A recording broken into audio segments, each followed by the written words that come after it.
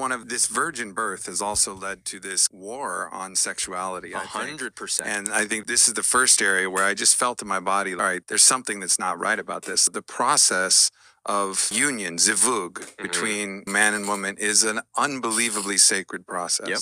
And it's so powerful, the energies that are created and the feeling. There's a reason why people at the moment of climax say, oh God, it's because it's this profound You could argue it's the experience. most divine thing there is. Yes, It's it is act of the creation. process. It is the literal act of creation, Yeah. like that we are blessed to be able to create as God created the world. But God Right. thinks it's dirty, though.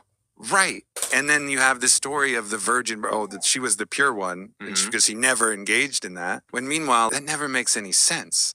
For sure, that aspect had to be the most beautiful part, but it's just led to this kind of downstream feeling of guilt and shame, and it's really kept people from enjoying the beauty of what is possible with that and how enlivening that is. And I think regardless of what you believe the rules are about how you can do it or whatever, to deny the sacredness of our sexuality is a big miss. 100%. And they didn't just do it to Mary and Joseph, they did it to Jesus and Mary, too.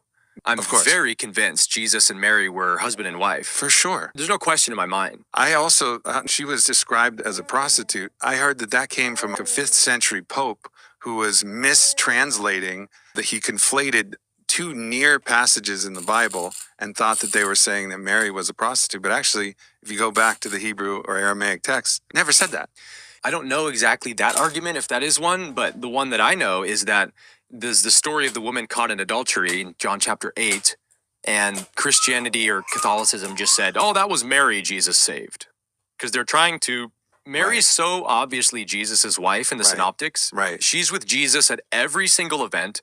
She's there with him even at his death and crucifixion. When his 12 disciples abandon him, Mary is still there. She's the first one at his resurrection. Yeah. Don't you think she probably loved this man? Yeah. Don't you think they were probably husband and wife? A rabbi wouldn't be seen with a woman everywhere he goes who he's not married to. That's very scandalous in that day.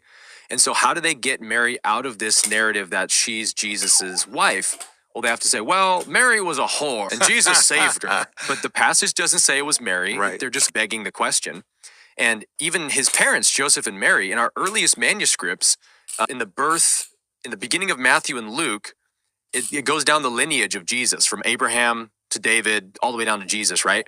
And it says, in the earliest manuscripts say, and Joseph begat Jesus. Did you know that? Yeah. And then they took it out.